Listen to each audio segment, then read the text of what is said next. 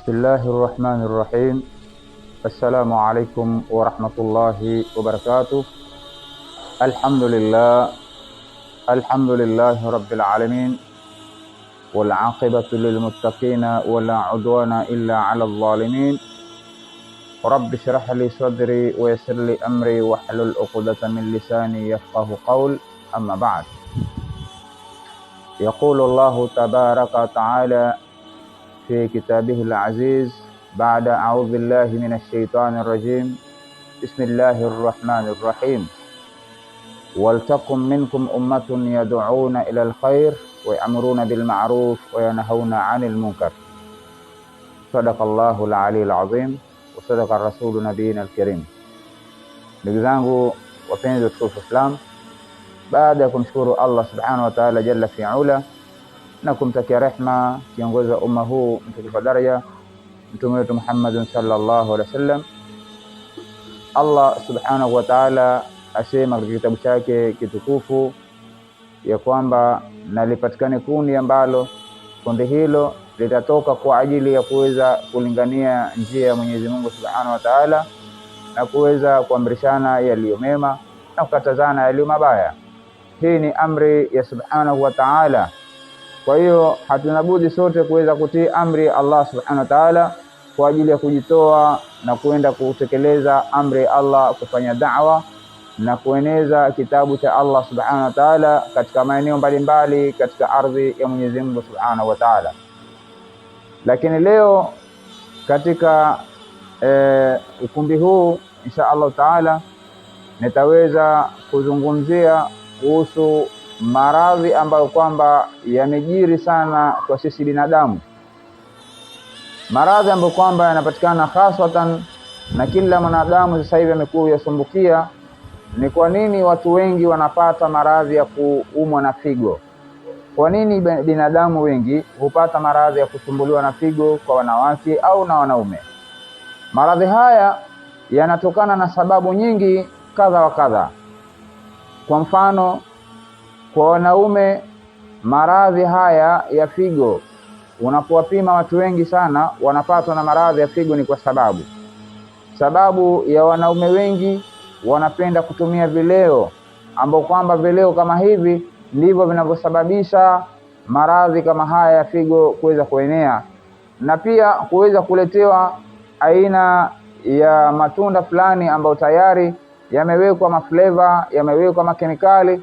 Matunda haya hatusemi kwamba ni vibaya, lakini kemikali zinakuwa ni zenye kuzidi, ndio kwa sababu inapelekea watu wengi kuweza kuumia upande wa figo. Na maradhi haya yanasababishwa upande wa wanaume kwa kuweza kutumia mfano kama vile kula majani yale, mfano wake kama huo, na kuweza kutumia kama chewing gum, mfano wake kama huo, na vile vile kuweza kuongeza na mihadarati mingine tofauti ambayo kwamba huleta maradhi katika miili ya wanadamu, hususan upande wa figo.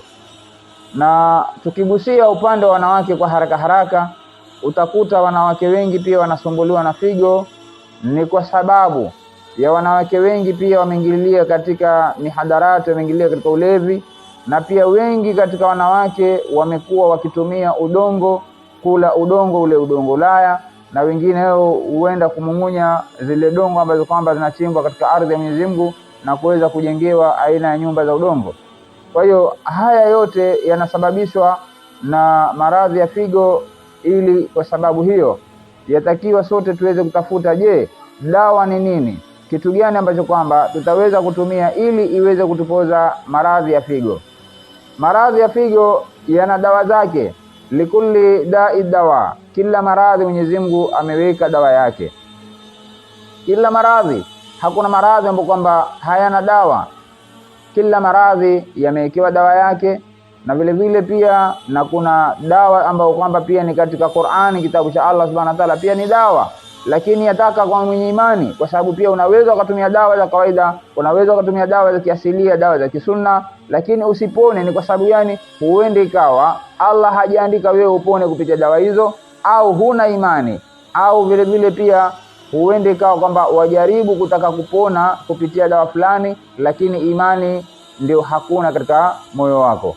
Kwa hiyo pia unaweza ukafanyiwa visomo vya Qur'ani, lakini pia usiwe na imani, basi huenda ikawa kwamba ikawa shida upande wako kuweza kupona au kupata shifaa kutoka Allah subhanahu wa ta'ala. Lakini ziko dawa kemkem ambazo kwamba ni dawa za kuweza kuondosha maradhi ya figo. Kwa mfano wake unaweza ukachukua kama vile dawa inayojulikana kama msakauchawi, ukachanganya pamoja na haba saudai, kadhalika vile vile ukachanganya na karawia. Kuna dawa inajulikana kama karawia, inachanganywa kiasi kidogo na dawa inayojulikana kama kamun aswad. Ukishazichanganya hizi pamoja na ukazipika kisawasawa inavyotakiwa, basi baada ya hapo ukawa kila asubuhi na saa 6 na jioni ukatumia glasi nusu, ukatumia kunwa kabla ya kula chakula cha aina yoyote, basi dawa ile itakwenda kufagia sumu ambayo kwamba imejaa kwenye figo, itakwenda kufagia vimawe ambavyo kwamba vimejaa kwenye figo, itakwenda kutoa maradhi ambayo kwamba yamejaa kwenye figo yako. Kadhalika dawa kama hiyo pia huwa yasaidia kwa watu ambao kwamba husumbuliwa na tumbo, kuumwa na matumbo kila mara, ukasikia tumbo la kuuma, tumbo la kukata, tumbo la kusokota, ukasikia mshipa katika tumbo lako, basi dawa kama hii mashallah ni mujarrab kwa Mwenyezi Mungu Subhanahu wa Ta'ala. Ametuwekea si binadamu tuweze kupambanua dawa kama hizi ili tuweze kuzijua na kuzitumia. Lakini leo utakuta kwamba mtu anapoumwa kidogo aona kwamba dawa za tiba hizi, tiba za kiasili haziwezi kumsaidia, atakimbilia kwenda kupata na madawa ya hospitali au madawa ya chemistry. Ndio, madawa ya chemistry si mabaya, lakini pia utakapomeza kwa ziada dawa kama zile huwa zina makemikali ambayo yanaleta maradhi katika mwili wa wanadamu. Kwa mfano, tutatoa mfano kwa sababu lazima tuzungumze kwa mfano. Kwa mfano kwamba wewe hauna maradhi ya ukimwi, lakini ukienda ukameza dawa za watu wanaugua maradhi ya ukimwi, dawa ile kama wewe hauna maradhi yale, basi huenda itakuletea maradhi mengine. Na ikiwa wewe utajiaminisha kwamba wewe hauwezi kuishi mpaka kwa dawa, basi hii kwako wewe itakuwa ni hatari katika maisha yako. Lakini ili uweze kumalizana maradhi kama hayo, ili uweze kumalizana matatizo kama hayo ya maradhi ya figo, kuuma na figo na kusumbuliwa na mgongo, kusumbuliwa na uti wa mgongo, tafuta dawa hizi ambazo nimekutajia. Dawa kama vile hii msakauchawi, dawa kama vile karawia ikichanganywa na kamun aswad pamoja na haba sauda, ukachemsha dawa kama hii ukatumia, ukanwa kwa nia na ikhlas ya kwamba mimi bismillahirrahmanirrahim nataka Allah anipatie shifa kupitia dawa hii, basi Allah subhanahu wa ta'ala atakuweza kuondoshea maradhi kama hayo ambayo kwamba yatakuwa yamekusibu. Maradhi ya figo yamekuwa ni mengi na watu wamekosea njia kuweza kutibu maradhi ya figo. Kadhalika vile vile pia kuweza kujitibia maradhi ya figo, unaweza ukapata kama vile limau ukachanganya na kitunguu saumu, vile vile ukapata na tangawizi, kadhalika vile vile ukaweza kupata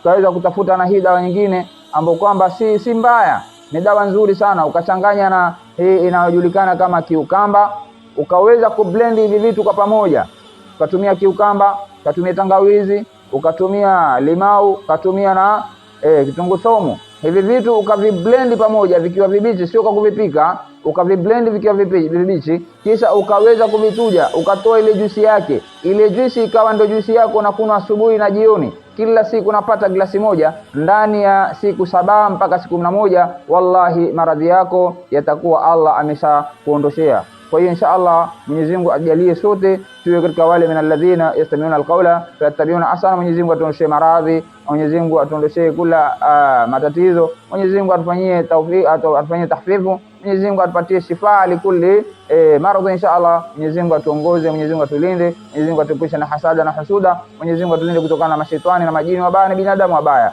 Mwenyezi Mungu atuwe katika njia iliyonyooka, tuweze kupendana, wakubwa kwa wadogo, wazee kwa vijana, tupendane, tuwapende Waislamu, wasio Waislamu, sote tuweze kupendana na Mwenyezi Mungu atabarikia sote, na pia Allah ataweza kutupa neema zake tutakapo kuwa ni wenye kupendana. Sisi sote ni binadamu, hatuwezi kubagua, hatuchagui mtu yule kwamba dini gani wala dini gani, sote ni waja wa Mwenyezi Mungu. Kwa hiyo tupendane, tudumishe amani, tudumishe mahaba ya Mwenyezi Mungu Subhanahu wa Ta'ala. Wabillahi tawfiq. Assalamu alaikum wa rahmatullahi wa barakatuh.